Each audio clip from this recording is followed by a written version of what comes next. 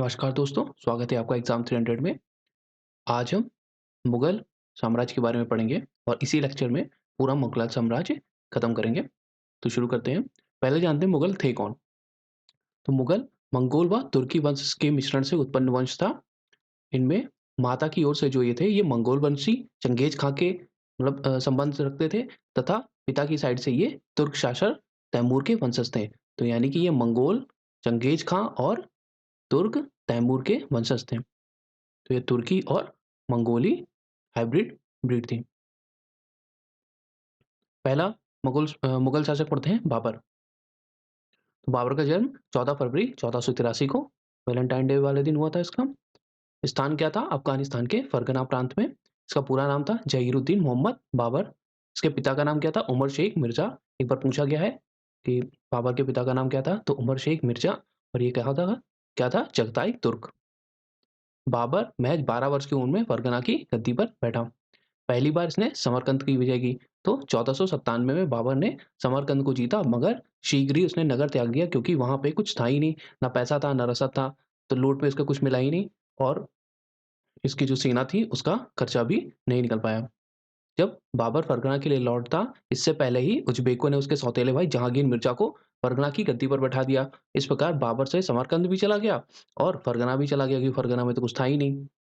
तो समरकंद पर फिर इसने दूसरी विजय करी। 1501 में बाबर ने समरकंद पर एक बार फिर से विजय प्राप्त करी। फिर आता है सरेपुल का युद्ध। इसी युद्ध से पूरी हिस्ट्री चेंज हो जाती है। तो सरेपुल में युद्ध क्या होता है? जो उज़्बेक लड़ाका होता है शैबानी खां। तो शैबानी खां क्या करता है? इसको परास्त कर देता है बाबर को सरेपुल के युद्ध में। कई बार पूछा गया है कि सरेपुल का युद्ध किसके-किसके बीच में हुआ था? तो बाबर और शैबानी खां के मध्य में हुआ था। ये जो शैबानी खां था, ये उज़्बेक यानी उज़्बेकिस्तान जो है, वहाँ का शासक था। इसने बाबर को हराया था। 1502 ईस्वी में ये युद्ध हुआ था और इसी युद्ध में जो शैबानी खां था, इसने तुलगमा पद्धति का प्रयोग किया था तुलगमा पद्धति का प्रयोग किया था और बाबर को हराया था। तो बाबर ने यही तुलगमा पद्धति इंडिया में पानीपत में के प्रथम युद्ध में इसने प्रयोग करी थी। तो सबसे पहले तुलगमा पद्धति इसके खिलाफ कब यूज़ करी गई थी? तो सरेपुल के युद्ध में। और किसने करी थी बाबर के खिलाफ? शबानी खान ने करी थी। अगला देखते हैं बाबर का भारत अभियान। फिर तो भारत पर बाबर का पहला आक्रमण कहाँ था? तो भारत पर बाबर का पहला आक्रमण था बाजौर का आक्रमण, जो बाबर ने 1519 में बाजौर पे किया था और बाजौर से भीरा या बेरा का किला कहते हैं, उसको इसने जीत लिया था। भारत विजय के लिए किया गया यह इसका पहला आक्रमण था। इसी युद्ध में बाबर ने सर्वप्रथम बारूद और तोपखाने का प्रयोग किया था। तो माना जाता है कि भारत में सर्वप्रथम बारूद या तोपखाने का प्रयोग किसने किया था और किस युद्ध में हुआ था? तो सबसे पहले भारत में बारूद और तोपखाने का प्रयोग बाबर ने किया था और कौन से युद्ध में किया था? तो बाजौर के युद्ध में किया था और ये बाजौर का युद्ध कब हुआ था? तो 1519 में। अगला है पानीपत का प्रथम युद्ध 21 अप्रैल 1526 से। और इसने पूरी हिस्ट्री चेंज कर दी। इसी से जो दिल्ली सल्तनत थी, इसी युद्ध के बाद से वो समाप्त हो गई और भारत पे मुगल साम्राज्य स्थापित हुआ। तो देखते हैं पानीपत का पहला युद्ध 21 अप्रैल 1526। दौलत खां लोधी के बेटे दिलावर खां को बाबर के पास भेजा। खां लोधी ने अपने बेटे दिलावर खां को भेजा बाबर के पास कि बाबर को और निमंत्रण दिया कि बाबर आए और भारत पर आक्रमण करे। इसी तरह इब्राहिम लोधी से पराजित होकर जो बहलोल लोधी था, ये लोधी डायनेस्टी चल रही दिल्ली सल्तनत की।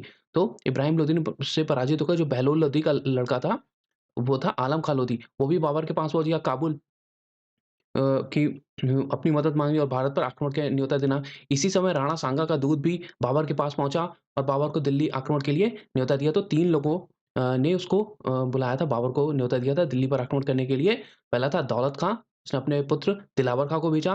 दूसरा था बहलोल लोधी का बेटा आलम खां लोधी और तीसरा था राणा सांगा। तो इन तीनों ने बाबर को न्योता दिया था दिल्ली पर आक्रमण के लिए। उसके बाद क्या करता है बाबर? दिल्ली पर आक्रमण करता है और बाबर ने युद्ध क्षेत्र में तुलगमा पद्धति का प्रयोग किया, यही प्रथम पानीपत के प्रथम युद्ध में 21 अप्रैल 1526 को। तो बाबर और इब्राहिम लोधी के बीच हुआ और इसमें क्या किया इसने सरेपुल युद्ध जो ये हारा था शैबानी खां से, उज़्बेक जो शासक था, उससे ही वही पद्धति इसने तुलगमा पद्धति इसने पानीपत के प्रथम युद्ध में इब्राहिम लोधी के खिलाफ प्रयोग करी। तो इब्राहिम लोधी की सेना को चारों तरफ से घेर लिया, मतलब पीछे से आके घेर लिया और साइड से घेर लिया और इसको बोलते हैं तुलगमा पद्धति। मतलब सैनिकों का डिस्ट्रीब्यूशन किस तरीके से करेंगे, कुछ सैनिक सामने से रहेंगे, थोड़ी सेना और बाकी की सेना साइड से हमला करेगी और कुछ सेना का के सैनिक जो होंगे वो पीछे से जाके हमला करेंगे। इसको बोलते हैं तुलगमा पद्धति। और इसी के साथ होती है एक रूमी पद्धति। रूमी पद्धति क्या होती है? वो तोपों को सजाने की पद्धति होती है। मतलब जो तोपें होती थी, उनको 2 रथ के बीच में बाँध दिया जाता था, जिससे तोप जो होती थी वो मूव करती रहती थी और मूव करते हुए गोले दागती थी। और इसके 2 तोपची थे, जो उस्ताद तोपची थे, बहुत ही मतलब बेहतरीन थे। उनका नाम था उस्ताद अली और मुस्तफ़ा। तो इन दोनों के नाम पूछे गए हैं कि बाबर के तोपची कौन थे? तो उस्ताद अली और मुस्तफ़ा। पानीपत के युद्ध स्थल पर ही इब्राहिम लोदी और ग्वालियर का शासक विक्रमादित्य मारा गया। तो ये इकलौता दिल्ली सुल्तनत का सुल्तान था इब्राहिम लोदी, जो युद्ध में मारा गया या युद्ध स्थल में मारा गया, तो वो इकलौता था। ये प्रश्न पूछा गया है कौन-सा दिल्ली सल्तनत का सुल्तान था, एकमात्र सुल्तान था जो युद्ध स्थल में या युद्ध के दौरान मारा गया, तो वो था इब्राहिम लोदी। बाबर ने इस निर्णायक युद्ध में विजय प्राप्त करी और दिल्ली सल्तनत का अंत हो गया और मुगल साम्राज्य का शुरुआत हो गया। कुछ अतिरिक्त तथ्य देखते हैं बाबर के बारे में। तो बाबर ने तुलगमा पद्धति को उज़्बेकों से सीखा था, वही जब सरीपुल में ये हारा था। शबानी खां से। रोमी पद्धति, उस्मानी पद्धति के क्या होती है वही 2 गाड़ियों के बीच में तोप को सजाना होता था। और पानीपत के युद्ध के प्रत्यक्षदर्शी कौन थे? तो प्रत्यक्षदर्शी थे गुरु नानक जी या गुरु नानक जी के समय के दौरान पानीपत का प्रथम युद्ध हुआ था 1526 में। अगला युद्ध है खानवा का युद्ध 16 मार्च 1527। घटनाक्रम तो देखते हैं 16 मार्च 1527 को खानवा नामक स्थान पर बाबर और राणा सांगा के मध्य, अभी देखो इन्होंने ही खुद ही न्योता देके उसको बुलाया था, अब इसने इन पर ही आक्रमण कर दिया। तो बाबर और राणा सांगा के मध्य हुआ। यह स्थान फतेहपुर सीकरी से 10 मील दूर है। राणा सांगा के एवं राणा सांगा के साथ और भी कई लोग थे। देखते हैं कौन है? तो गठबंधन के लगभग सभी राजपूत थे। मालवा का मदनी राय था, अभी मालवा के मदनी राय को भी हराएगा अगले युद्ध में। फिर और महमूद लोधी था, हसन खां मेवाती था और आलम खां लोधी, ये सब शामिल थे। लेकिन बहुत इंपॉर्टेंट नहीं है, इंपॉर्टेंट ये है कि राणा सांगा और बाबर के मध्य हुआ खानवा का युद्ध कब हुआ? 16 मार्च 1527। डेट इंपॉर्टेंट नहीं है, बट हाँ, ईयर इंपॉर्टेंट है। बाबर की सेना में 40,000 सैनिक थे, जबकि राणा सांगा की जो सेना थी वो काफ़ी अधिक बड़ी थी, मगर फिर वही इसके पास तोपगोला बेहतरीन था, इसकी पद्धति अच्छी थी और इसके पास जो उस्ताद थे, जो तोपची थे, वो बेहतरीन थे। तो बाबर ने इस युद्ध में सैनिक मनोबल बढ़ाने के लिए किसका नारा दिया? इसमें जिहाद का नारा दिया। तो ये पूछा गया है कि बाबर ने किस युद्ध में जिहाद का नारा दिया था? तो जिहाद का नारा बाबर ने दिया था खानवा के युद्ध में, जो कि हुआ 1527 में। बाबर ने युद्ध में मारे गए राजपूतों के सिरों की एक मीनार खड़ी करी और गाजी की उपाधि ली। तो ये भी प्रश्न पूछा गया है किस युद्ध के दौरान उसने गाजी की, या किस युद्ध के बाद उसने गाजी की उपाधि, बाबर ने गाजी की उपाधि ली। तो गाजी की उपाधि ली थी उसने खानवा के युद्ध में, जिसमें उसने राणा सांगा को हराया था। और गाजी का मतलब क्या होता है? काफिर को मारने वाला। अगला युद्ध है चंदेरी का युद्ध, जो 29 जनवरी 1528 को हुआ। तो चंदेरी नामक राज्य मालवा और बुंदेलखंड की सीमा पर स्थित था, जो व्यापार और राजनीतिक दोनों ही दृष्टि से महत्वपूर्ण था। इसलिए इसने आक्रमण किया। मतलब व्यापार पे कब्जा करना है और राजनीतिक मतलब बाकी राज्यों पे कब्जा करना है, तो इसके लिए मालवा और बुंदेलखंड की सीमा पे जो चंदेरी राज्य है, इसका मतलब जो जियोपॉलिटिकल जो वो थी, इसकी लोकेशन वो बहुत इंपॉर्टेंट थी। तो चंदेरी का युद्ध बाबर और मालवा शासक मेदिनी राय के बीच में हुआ। इस युद्ध में भी बाबर विजयी रहा और मेदिनी राय मारा गया। मेदिनी राय की एक बेटी बाबर ने अपने बेटे कामरान को और दूसरी लड़की हुमायूं को भेंट स्वरूप प्रदान करी। चंदेरी एवं खानवा के युद्ध में बाबर ने राजपूतों की खोपड़ियों के बुर्ज एवं मीनार बनाने के आदेश दिए थे। तो काफी खूंखार और दुर्दांत टाइप में था ये। अगला है घाघरा का युद्ध 5 से 6 मई 1529 को। तो घाघरा का युद्ध बाबर और अफ़गानों के बीच बिहार में घाघरा नदी के तट पर लड़ा गया। इसमें भी बाबर की विजय हुई। यह बाबर द्वारा लड़ा गया अंतिम युद्ध था। इस युद्ध के बाद बाबर का भारत पर स्थायी रूप से अधिकार हो गया एवं बाबर के साम्राज्य की सीमा सिंधु से लेकर बिहार एवं हिमालय से लेकर ग्वालियर तक फैल गई। बाबर की मृत्यु 26 दिसंबर 1530 को आगरा में हुई। पहले इसको आगरा में ही दफनाया गया था, आगरा के आराम बाग में। बट इसके बाद में इसकी इच्छा के अनुसार, मतलब इसकी इच्छा थी कि जब मैं मरूँ तो मुझे वापस काबुल में दफनाया जाए। तो फिर क्या हुआ, इसको वापस अफ़गानिस्तान के काबुल में दफनाया गया। तो पहले कहाँ दफनाया गया था? आगरा के आराम बाग में। फिर कुछ समय बाद इसको काबुल में दफना दिया गया। कुछ अन्य तथ्य देखते हैं। तो बाबर ने तुज़ुक-ए-बाबरी यानी कि खुद की आत्मकथा जो उसने खुद अपने हाथों से लिखी थी, तो इसकी कथा थी तुज़ुक-ए-बाबरी, जिसको बाबरनामा भी कहते हैं। कौन-सी भाषा में लिखी? तुर्की भाषा में। यही इकलौती बुक आपको मिलेगी मुगल काल की या मुगल साम्राज्य की जो तुर्की भाषा में थी। उसके बाद जितनी भी बुक्स आपसे पूछे वो सारी फ़ारसी भाषा में ही थी। तो ये तुर्की भाषा की इकलौती किताब थी तुज़ुक-ए-बाबरी। बाबर ने काबुल में शाहरुख और कंधार में बाबरी नामक सिक्के चलवाए। ये प्रश्न पूछा गया है आरओ-एआरओ में और पीसीएस में कि शाहरुख नामक सिक्का किसने चलवाया था? तो बाबर ने चलवाया था काबुल में। तो शाहरुख नाम का सिक्का किसने चलवाया था? बाबर ने। बाबर ने सुल्तान की परंपरा को तोड़ा और खुद को बादशाह घोषित किया। तो इससे पहले सल्तनत काल चल रहा था, सब सुल्तान अपने आप को टाइटल सुल्तान का लगाते थे। बट इसने क्या किया, इसने सुल्तान का जो टाइटल था वो नहीं लगाया, इसने बादशाह का टाइटल लगाया। बाबर ने नापने के लिए गज-ए-बाबरी नामक माप का भी प्रयोग किया। ये भी पूछा गया है, गज-ए-बाबरी किसने शुरुआत की थी? तो नाम से पकड़ सकते हैं आप कि बाबर ने। बाबर ने मुबय्यान नामक पद्य शैली का विकास किया। ये प्रश्न पूछा गया था पिछले साल के यूपीपीएसएस में, यूपीपीएसएस 2023 में। मुबय्यान जो पद्य शैली है, उसका विकास किसने किया? तो मुबय्यान पद्य शैली का विकास किया था बाबर ने। अब जो इसने युद्ध लड़े थे, उनकी एक बार सीक्वेंस देख लेते हैं क्योंकि सीक्वेंस ही आजकल ज़्यादातर पूछी जा रही है इसके युद्ध की।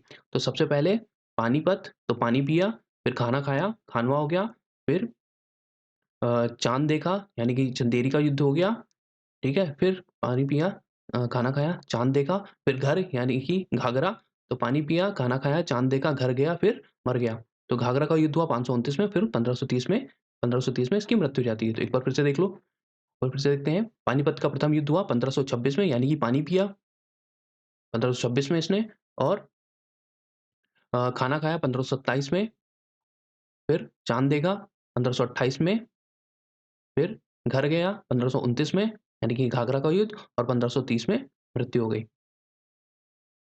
अब देखते हैं हुमायूँ के बारे में। तो हुमायूँ बाबर की मृत्यु के समय हुमायूँ संभल का जागीरदार था और बाबर ने मरने से पहले उसे अपना उत्तराधिकारी घोषित किया और उससे उसके भाइयों को विभिन्न क्षेत्र शासन देने हेतु बोला था। मतलब उसने बोला था कि जो मेरा साम्राज्य है वो तुम अपने भाइयों में मतलब स्वयं और अपने भाइयों में बराबर-बराबर बाँट लेना। तो उसने हुमायूँ ने ऐसा ही किया। उसने अपने भाइयों खुद में और अपने भाइयों में मतलब पूरा साम्राज्य बराबर बाँट लिया।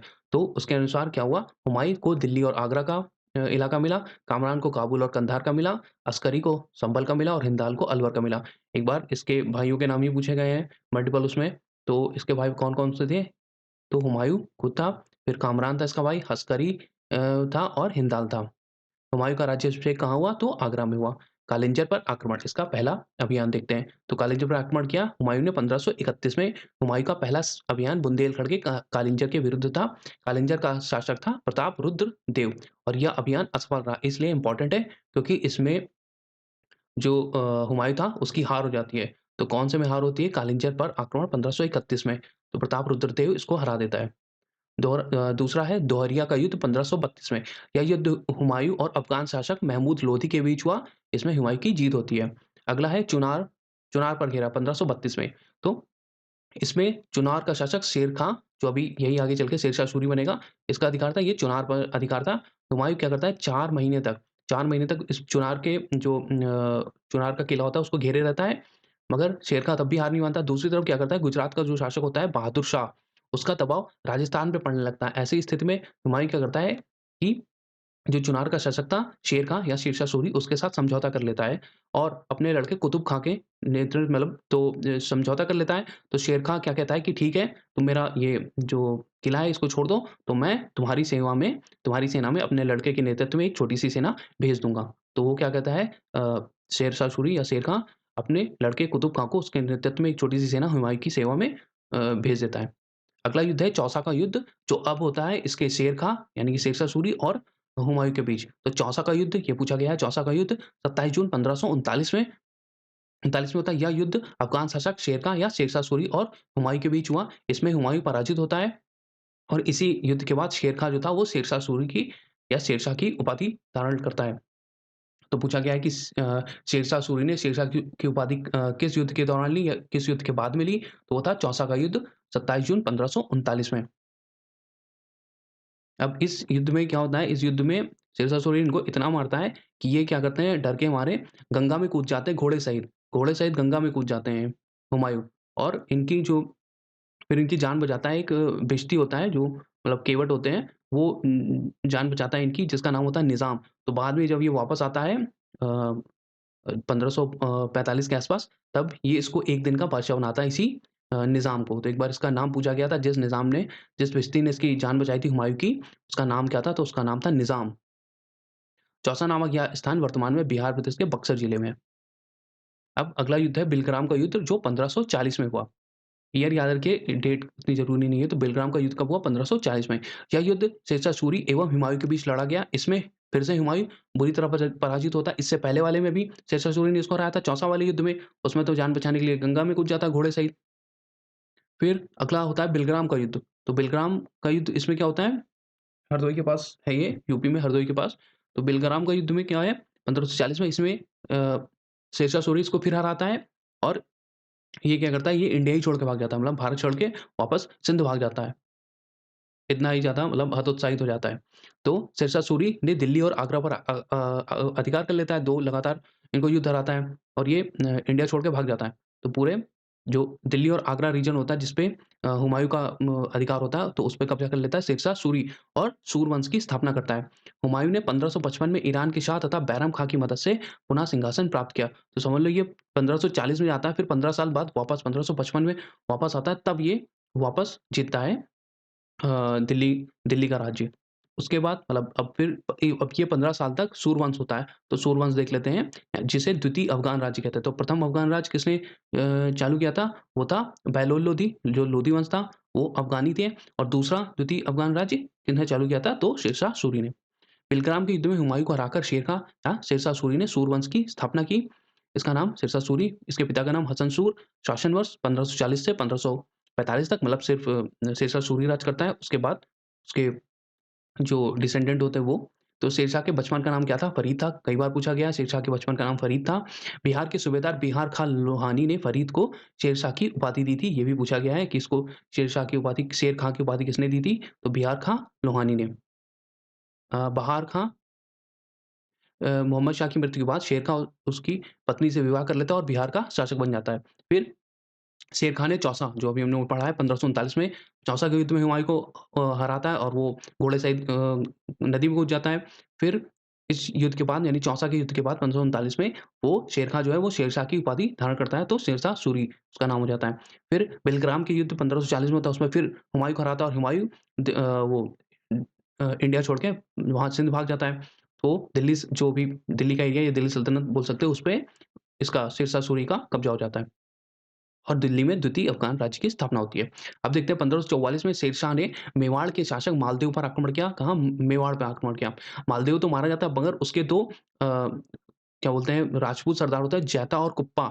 उनकी वीरता से अफ़गानी सेना के छक्के छोड़ जाते हैं और इनकी वीरता, जैता और कुप्पा की वीरता देखते हुए इसके मुँह से निकल जाता है कि इस आक्रमण के लिए शेरशाह सूरी के मुँह से निकल जाता है कि मुट्ठी भर बाजरे के लिए लगभग हिंदुस्तान का साम्राज्य मैंने खो दिया होता। तो ये एक बार स्टेटमेंट पूछा गया कि ये स्टेटमेंट शेरशाह सूरी ने कब किया या किस युद्ध के दौरान किया? तो ये किया था इसने जब इसने मारवाड़ के शासक मालदेव पर आक्रमण किया था, या मारवाड़ के युद्ध के दौरान।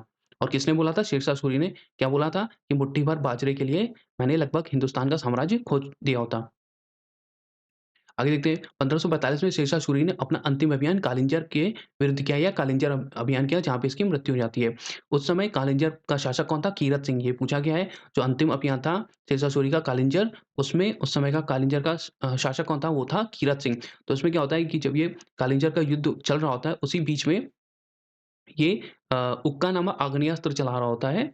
उक्का नामक आग्नेयास्त्र, इस आग्नेयास्त्र का नाम भी पूछा है कि कौन-सा अस्त्र चला रहा होता है, तो उक्का नाम का आग्नेयास्त्र चला रहा होता है शेरशाह सूरी। तो उससे क्या होता है, उसका एक गोला जो होता है वो पास में रखे हुए बारूद के ढेर पे गिर जाता है और जिससे उनमें विस्फोट हो जाता है। इससे शेरशाह सूरी की मृत्यु हो जाती है। शेरशाह सूरी ने सड़क निर्माण पर बहुत बल दिया। इसने कई सड़कें बनाई, जिनमें से सबसे फ़ेमस है ग्रांड ट्रंक रोड, जिसको जीटी रोड कहते हैं। इसको उस समय सड़क-ए-आज़म कहते थे और बाद में ब्रिटिश गवर्नर लॉर्ड ऑकलैंड ने इसका नाम ग्रांड ट्रंक रोड दिया था। तो जीटी रोड किसने बनवाई थी? शेरशाह सूरी ने। शेरशाह सूरी ने चांदी का रुपया और तांबे का दाम चलाया। तो ये भी पूछा गया है शेरशाह सूरी ने, या ये पूछा गया है चांदी का रुपया किसने चलाया था और उसका वज़न कितना था? तो चांदी का रुपया किसने चलाया था? शेरशाह सूरी ने। 180 ग्रेन था और तांबे का दाम 380 ग्रेन वाला भी सिक्का, इन दोनों ने, ये दोनों किसने चलाए थे? शेरशाह सूरी ने। शेरशाह सूरी की मृत्यु के बाद उसका पुत्र इस्लाम शाह उर्फ जलाल खां 1545 में सम्राट बना और इसका मकबरा कहाँ है? तो शेरशाह सूरी का मकबरा है सासाराम में, जो कि बिहार में है। तो अब इसकी मृत्यु के बाद इसका पुत्र इस्लाम खाँ या जलाल खाँ बन जाता है 1545 में सम्राट। अब इस्लाम शाह की मृत्यु के बाद उसका नाबालिग पुत्र फिरोज़ शाह 1553 में बनता है। ये बहुत ज़्यादा इम्पोर्टेंट नहीं है। परंतु फिरोज़ शाह के सगे मामा आदिल शाह अपने नाबालिग भांजे की हत्या कर देता है और खुद सम्राट बन जाता है। उसके बाद क्या होता है, आदिल शाह जो होता है वो अयोग्य और आलसी शासक होता है। इसलिए क्या करता है वो क्या करता है, एक अपना एक उसका अधिकारी होता है हेमू, उसको अपना संपूर्ण भार सौंप देता है और यही जो हेमू है यही आगे चल के वो सम्राट हेमू बनता है जिसका जिसका युद्ध होता है अकबर के साथ। अब दिल्ली के अंतिम सम्राट हेमू के बारे में आते हैं। इनका मूल नाम था हेमचंद्र। राज्य की सेवा में सर्वप्रथम उसे मापतौल बनाने वाले अधिकारी के रूप के में नियुक्ति मिली थी। आदिल शाह ने चुनार को अपनी राजधानी बनाया तथा हेमू को मुगलों को हिंदुस्तान से बाहर निकालने का के लिए नियुक्त किया। आदिल शाह के शासक बनते ही हेमू को प्रधानमंत्री बना दिया गया। आदिल शाह की निष्क्रियता ने हेमू को यह मौका दिया और उसने भारत का शासन संभाल लिया। हेमू ने आदिल शाह के लिए 24 लड़ाइयाँ लड़ी जिसमें 22 लड़ाइयों में इसको सफलता मिली थी। यानी कि बेहतरीन एक क्या बोल सकते हैं सेनापति था, बहुत ही अच्छा सेनापति था हेमू। हेमू ने विक्रमादित्य की उपाधि ली तो उसका पूरा नाम हो जाता है विक्रमादित्य हेमू। धारण के बाद दिल्ली की गद्दी पर बैठने वाला अंतिम हिंदू सम्राट था। तो ये भी पूछा गया दिल्ली की गद्दी पर बैठने वाला अंतिम हिंदू सम्राट कौन था? तो वो था एक विक्रमादित्य हेमू। हुमायूँ द्वारा पुनः राज्य प्राप्ति। अब हुमायूँ जो सिंध भाग गया था उसके बारे में वापस देखते हैं। तो 1545 में हुमायूँ ने काबुल तथा कंधार पर हमला कर उसको कब्जा कर लिया। फिर फरवरी 1555 में लाहौर पर अधिकार कर लिया। उसके बाद मच्छीवाड़ा का युद्ध होता है 15 मई 1555 में। मच्छीवाड़ा का युद्ध सतलज नदी के किनारे हुमायूँ और अफ़गान सरदार नसीब खां और तातार खां के बीच में हुआ। इसमें हुमायूँ की जीत होती है मच्छीवाड़ा के युद्ध में और पंजाब जो है वो मुगलों को मिल जाता है यानी कि हुमायूँ के कब्जे में आ जाता है। तो लाहौर हो गया था, पंजाब हो गया था और उससे पहले इसने कंधार और काबुल पर कब्जा कर लिया था हुमायूँ ने। अब होता है सरहिंद का युद्ध 22 जून 1555 में। सरहिंद का युद्ध ये देखते हैं। यह युद्ध अफ़गान और मुगल सेना के बीच फिर से होता है। अफ़गानों का नेतृत्व सिकंदर सूर जो कि उधर सूर डायनेस्टी से रहता है और मुगल सेना का नेतृत्व बैरम खान ने किया। अफ़गान की सेना जो अफ़गानी सेना होती है वो पराजित होती है और ये यानी कि जो इसकी बैरम का कौन किसकी तरफ से लड़ रहा होता है? बैरम खान लड़ रहा होता है। इसकी तरफ से हुमायूँ की तरफ से तो इनकी जीत होती है। आगे सरहिंद के युद्ध के विजय के बाद भारत के सिंहासन पर एक बार पुनः मुगलों का शासन स्थापित हो गया। तो सरहिंद के बाद हुमायूँ वापस राजा बन जाता है भारत का। 23 जुलाई 1555 को हुमायूँ पुस्तकालय की सीढ़ियों से गिर जाता है और उसकी मृत्यु हो जाती है। और ये जो पुस्तकालय है ये इसने खुद बनाया होता है, इसका नाम होता है दीन पनाह पुस्तकालय या दीन पनाह लाइब्रेरी होती है। इसने दिल्ली में बनवाई होती है, उसकी सीढ़ियों से गिर के हुमायूँ की 1555 में मृत्यु हो जाती है। हुमायूँ सप्ताह के एक इम्पोर्टेंट फैक्ट है जो एक बार पूछा गया एग्ज़ाम में कि हुमायूँ सप्ताह के 7 दिन 7 रंग के कपड़े या अलग-अलग रंग के कपड़े पहनता था।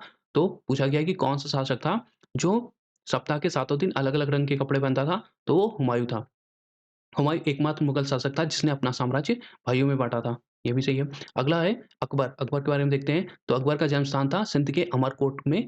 राजा राजपूत राजा वीर साल के यहाँ हुआ था इनका जन्म। इनकी माता का नाम था हमीदा बानो बेगम और इनके पिता थे हुमायूँ।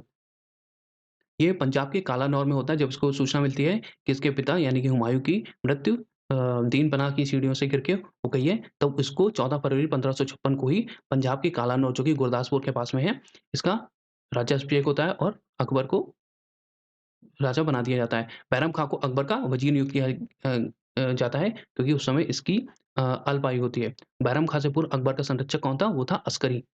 अब देखते हैं पानीपत का द्वितीय युद्ध 15 नवंबर 1556 को। यह संघर्ष पानीपत के मैदान में 15 नवंबर 1556 को हेमू वही विक्रमादित्य हेमू के नेतृत्व में अफ़गान सेना और बैरम खाँ के नेतृत्व में मुगल सेना के मध्य लड़ा गया। इसमें हेमू की हार हो जाती है और बैरम खाँ जीत जाता है। इसमें स्टार्ट में क्या होता है हेमू जीत रहा होता है मगर क्या होता है कि अचानक से उसकी आँख में एक तीर घुस जाता है आगे जिससे और वो आँख के होते हुए उसके ब्रेन में चला जाता है मतलब ब्रेन तक घुस जाता है। तो इससे इसकी अचानक मृत्यु हो जाती है। तो अब जब राजा ही मर गया मतलब नेता ही मर गया तो क्या होता है सेना जो होती है वो उसके हथियार डाल देती है और भाग खड़ी होती है। हेमू को गिरफ्तार कर बाद में बैरम खाँ ने मरवा दिया। अगले देखते हैं पर्दा शासन। तो पर्दा शासन क्या है? ये 4 वर्ष का 1560 से 1564 के बीच में अकबर के शासन में अकबर के परिवार की महिलाओं जो कि जिसमें मुख्यतः जो हरम की स्त्रियाँ होती हैं जो प्रभावशाली रहती हैं, उस शासन को बोलते हैं पर्दा शासन। इस कारण इस काल को पर्दा शासन कहा गया। पर्दा शासन के अंतर्गत कौन-कौन सी थी? तो थी माहम अनगा थी, हमीदा बानो बेगम, ये सब रहती हैं मतलब इनकी पावर उस टाइम बढ़ जाती है कि ये जो पॉलिसी मेकिंग होती है और डिसीज़न मेकिंग होती है, उसमें इनका प्रभुत्व रहता है। तो ये पॉलिसी मेकिंग और डिसीज़न मेकिंग में मतलब अपना इनपुट देती हैं, उसको काफ़ी हद तक कंट्रोल में रखती हैं। 1560 से 64 तक। इसको बोलते हैं पर्दा शासन। महामनगा के प्रभाव के समय को कुछ इतिहासकारों ने इसलिए इसको पेटीकोट शासन भी कहा गया है और एक बार प्रश्न इससे पूछा भी गया है। तो 1560 से 64 के बीच महामनगा और हमीदा बानो बेगम। अब देखते हैं अकबर द्वारा साम्राज्य विस्तार। तो इसने मालवा का अभियान किया 1561 में। साम्राज्य विस्तार के क्रम में अकबर का पहला आक्रमण मालवा के शासक बाज बहादुर के ऊपर था। बहुत ज़्यादा इंपॉर्टेंट नहीं है नाम, बट ये है 1561 में मालवा अभियान किया, ये इंपॉर्टेंट है। आगे देखते हैं। अगला है गोंडवाना या गढ़कटंगा अभियान 1564 में। ये भी बहुत इंपॉर्टेंट नहीं है। हाँ, ये इम्पोर्टेंट है। जो गढ़कटंगा था या गोंडवाना प्रदेश था, जो जबलपुर के पास का क्षेत्र है, यहाँ के राजा की मृत्यु के बाद उसका पुत्र जो था वीर नारायण, जो शासक बनता है, लेकिन वास्तविक शासिका उसकी माँ रानी दुर्गावती होती है। तो ये जो रानी दुर्गावती थी, ये काफ़ी वीर महिला थी। इसका अ, नाम याद रखिएगा, इम्पोर्टेंट है। अकबर का राजस्थान अभियान। अकबर की राजपूत नीति दमन, सहयोग व समझौते पर आधारित थी। मतलब युद्ध करता था और फिर सहयोग या कोऑपरेशन करता था, संधियाँ करता था और समझौते पर ये तीनों चीज़ें, ये तीनों पॉलिसीज़ अप्लाई करता था, जो अलग-अलग चरणों में विभाजित थी। अकबर की राजपूत नीति का उद्देश्य साम्राज्य के स्थायित्व के लिए राजपूतों की सहानुभूति प्राप्त करना था। पहला चरण 1572 तक था। इस समय जो चरण था, मतलब दमन की नीति अपनाता है और राजपूतों पर आधिपत्य स्थापित करने पर बल देता है। द्वितीय चरण था 1572 से 78 तक। इस चरण में क्या करता है, साम्राज्य विस्तार के मतलब सहयोग करता है, कोऑपरेशन की पॉलिसी अपनाता है। फिर तीसरा चरण रहता है, जो रहता है 1578 के बाद का काल है, जो तीसरा चरण है। इस नीति में हिंदू व मुस्लिम धर्म के कारण उत्पन्न हुए विरोध का निराकरण वैवाहिक संबंधों द्वारा किए जाने की झलक मिलती है। तो ये तीसरा मतलब इसका चरण रहता है। फिर आमेर या जयपुर देखते हैं। 1562 में अकबर की स्वेच्छा से अधीनता स्वीकार करने वाला कछवाहा शासक भारमल राजस्थान का पहला राजपूत शासक था। भारमल ने अपनी पुत्री का विवाह अकबर से किया था। ये पूछा गया जो पहला विवाह इसने किया था, तो वो किस शासक की पुत्री से किया था अ, अकबर ने? तो वो था कछवाहा शासक भारमल की पुत्री थी। और इसका वो पूछा गया मतलब कहाँ का शासक था, कौन-सा शासक था? तो वह कछवाहा शासक था भारमल। हल्दी घाटी का युद्ध। सन 1576 में मुगल सेना राजा मानसिंह के नेतृत्व में महाराणा प्रताप के साथ हकीम कासूर की अफ़गान सेना हल्दी घाटी नामक स्थान पर आमने-सामने हुई। तो महाराणा प्रताप के साथ कौन था? हकीम कासूर। और मुगल सेना में कौन था? राजा मानसिंह। तो इन दोनों के बीच में होता है हल्दी घाटी का युद्ध। कब होता है? 1576 में। ये जो युद्ध रहता है, ये युद्ध अनिर्णित रहता है। महाराणा ने अकबर की अधीनता स्वीकार नहीं की और राणा बचकर इसमें पहाड़ियों में चले जाते हैं। मतलब युद्ध में अनिर्णित रहता है, कोई इसका रिज़ल्ट नहीं निकलता है। महाराणा प्रताप कुछ समय बाद चावंड को नई राजधानी बनाते हैं और गुरिल्ला पद्धति से मुगलों के खिलाफ अपनी लड़ाई जारी रखते हैं। अपनी मृत्यु से पहले महाराणा प्रताप ने मेवाड़ के अधिकांश भूभागों पर पुनः कब्जा कर लिया होता है। आगे देखते हैं अकबर का गुजरात अभियान 1572। तो टोडरमल द्वारा गुजरात के प्रथम भूमि बंदोबस्त लागू किया जाता है। इस विजय के उपरांत अब्दुल रहीम को खानो खाना की उपाधि मिलती है। ये पूछा गया है कि अब्दुल रहीम को खाना खाना की उपाधि अकबर कब देता है? तो गुजरात अभियान, जो कि 1572 में। और इसी अभियान के दौरान ही अकबर पहली बार समुद्र देखता है। ये भी प्रश्न पूछा गया है कि उसने पहली बार समुद्र कब देखा? तो गुजरात अभियान के दौरान अकबर ने प्रथम बार समुद्र देखा 1572 में। और इसी के बाद ही वो गुजरात विजय के बाद ही वो जो बनाता है, जो विजय द्वार रहता है, वो बनवाता है। असीरगढ़ की विजय 1601 या अकबर की अंतिम विजय थी। यहाँ का पराजित शासक जो था, मतलब यहाँ का शासक था, वो था मीर बहादुर था। मीर बहादुर जिसको ये हरा देता है। 1601 में अकबर ने इस किले को घेरा और कई महीनों तक घेरे रखा। बाद में क्या करता है कि ये जो वहाँ उसका किलेदार होता है, मतलब जिसके पास चाबियाँ रहती हैं, उसको रिश्वत देकर दरवाज़ा खुलवा लेता है। तो बिना कोई युद्ध करे या बिना मार-काट के ये जो किला होता है वो जीत जाता है। असीरगढ़ का किला, ये असीरगढ़ की विजय 1601 में। तो बोला जाता है कि अकबर ने असीरगढ़ का किला सोने की कुंजियों से खोला, मतलब गोल्डन कीज़ से खोला, मतलब है कि बिना रक्त बहाए, बिना मार-काट किए या बिना युद्ध करे ये जीत जाता है, रिश्वत देके। अब देखते हैं अकबर के नवरत्न। तो अकबर के नवरत्न जिनमें मतलब 9 अ पहले थे बीरबल, इनका जन्म कालपी या जालौन जो है, कानपुर के पास पड़ता है। यहाँ पे हुआ था। इनके बचपन का नाम था महेश दास। कई बार पूछा गया है कि महेश दास किसका नाम था? तो महेश दास था बीरबल का नाम। आमेर के राजा भारमल के पुत्र भगवान दास ने इन्हें अकबर तक पहुँचाया था। इन्हीं की पुत्री से वो शादी भी करता है अकबर। अकबर ने इन्हें कविराज एवं राजा की उपाधि तथा 2000 का मनसब प्रदान किया। ये अकबर के न्याय विभाग के सर्वोच्च अधिकारी थे। तो बीरबल कौन-सा विभाग देखते थे? न्याय विभाग देखते थे। दीन-ए इलाही धर्म स्वीकार करने वाला एकमात्र हिंदू बीरबल ही था। एक बार पूछा गया है कि दीन-ए इलाही स्वीकार करने वाला एकमात्र हिंदू कौन था? तो वो था बीरबल। और बीरबल का बचपन का नाम क्या था? महेश दास। बीरबल की मृत्यु यूसुफजाई कबीले के साथ होने वाले संघर्ष के दौरान होती है। पूछा गया है ये कब होती है, तो यूसुफजाई कबीले के साथ जो संघर्ष होता है या युद्ध होता है उसके दौरान बीरबल की मृत्यु हो जाती है। अबुल फजल इन्होंने आईन अकबरी अकबरनामा की रचना की है। प्रश्न पूछा गया आईन अकबरी और अकबरनामा की रचना किसने की है, तो अबुल फजल ने। अबुल फजल दीन इलाही धर्म के मुख्य पुरोहित थे। इनकी हत्या शहजादा सलीम ने करवाई थी। आगे जानेंगे इसके बारे में। अगले हैं तानसेन, तीसरे नंबर पे। तानसेन जो है ये ग्वालियर के थे। अकबर ने इन्हें कंठाभरण वाणी विलास की उपाधि दी थी। तो तानसेन को कौन-सी उपाधि दी थी? अकबर ने कंठाभरण वाणी विलास। पूछा गया है कंठाभरण वाणी विलास की उपाधि किसको दी थी? तो जिसका कंठ जो है कंठाभरण वाणी विलास इसकी उपाधि किसको दी थी? तो तानसेन को दी थी। किसने? अकबर ने। इनके समय ध्रुपद गायन शैली का विकास हुआ या इन्होंने किस शैली के विकास में भूमिका निभाई? तो ध्रुपद गायन शैली में के विकास में महत्वपूर्ण भूमिका निभाई थी तानसेन ने। चौथे हैं अब्दुल रहीम खाने खाना। अब्दुल रहीम खाने खाना किसके पुत्र थे? बैरम खां के पुत्र थे। बैरम खां वही जो इनका संरक्षक रहता है, जब ये छोटा रहता है अकबर। इनका भरण-पोषण स्वयं अकबर ने किया। इन्होंने बाबरनामा का फ़ारसी में अनुवाद किया था। तो अब्दुल रहीम खाने खाना ने किसका फ़ारसी में अनुवाद किया? बाबरनामा का। 5वें नंबर थे मानसिंह। मानसिंह कौन थे? आमेर के राजा भारमल का पुत्र था तथा पौत्र था तथा भगवान दास के पुत्र थे। अकबर के मेवाड़ या हल्दी घाटी, काबुल, बिहार और बंगाल के अभियानों में मुख्य भूमिका भी इसने निभाई थी। तो जो हल्दी घाटी का युद्ध होता है, वो बोला तो जाता है अकबर और राणा प्रताप के बीच में होता है, बट अकबर उस युद्ध में युद्ध नहीं करता है। अकबर की जगह अकबर का सेनापति बन के मानसिंह युद्ध करता है राणा प्रताप से। छठे नंबर पे थे टोडरमल। टोडरमल का जन्म कहाँ हुआ था? अवध में, लखनऊ के पास सीतापुर पड़ता है, वहाँ पे हुआ था इनका जन्म। अकबर के से पहले ये शेरशाह सूरी के यहाँ नौकरी करते थे, मतलब ये वित्त विभाग देखते थे। अकबर के शासन में दहसाला, जो भूमि सुधार योजना थी, वो इन्होंने ही बनाई थी। अभी आगे दहसाला के बारे में और जानेंगे। तो टोडरमल ने दहसाला भूमि सुधार या कर सुधार जो थी, वो लागू करी थी। 7वें नंबर पे थे फैजी। अकबर ने इन्हें राजकवि के पद पर आसीन किया था। तो अकबर का राजकवि कौन था? वो था फैजी। इन्होंने गणित की पुस्तक लीलावती का फ़ारसी में अनुवाद किया था। तो प्रश्न पूछा गया है कि लीलावती का फ़ारसी में अनुवाद किसने किया था? तो किया था फैजी ने। 8वें नंबर पे थे हकीम हमाम। ये अकबर के रसोई घर का कार्य देखते थे। ये शायद कुक थे, मतलब रसोई घर का कार्य देखते थे, हकीम हमाम। और 9वें नंबर पे मुल्ला दो प्याजा। मुल्ला दो प्याजा जो थे, ये अरब के रहने वाले थे और ये बहुत ही बुद्धिमान तथा वाक्पटु थे, मतलब वाक्पटु थे। इस कारण इनको भी नवरत्नों में शामिल किया था अकबर ने। आगे अकबर के शासनकाल की कुछ प्रमुख घटनाएँ देखते हैं। तो पार 1562 में ये दास प्रथा का अंत करता है, 1563 में तीर्थ यात्रा कर समाप्त करता है, 1564 में जजिया कर समाप्त करता है अकबर, 1567 में मनसबदारी व्यवस्था प्रारंभ करता है, 1571 में फतेहपुर सीकरी स्थापना करता है, 1572 में गुजरात का अभियान करता है।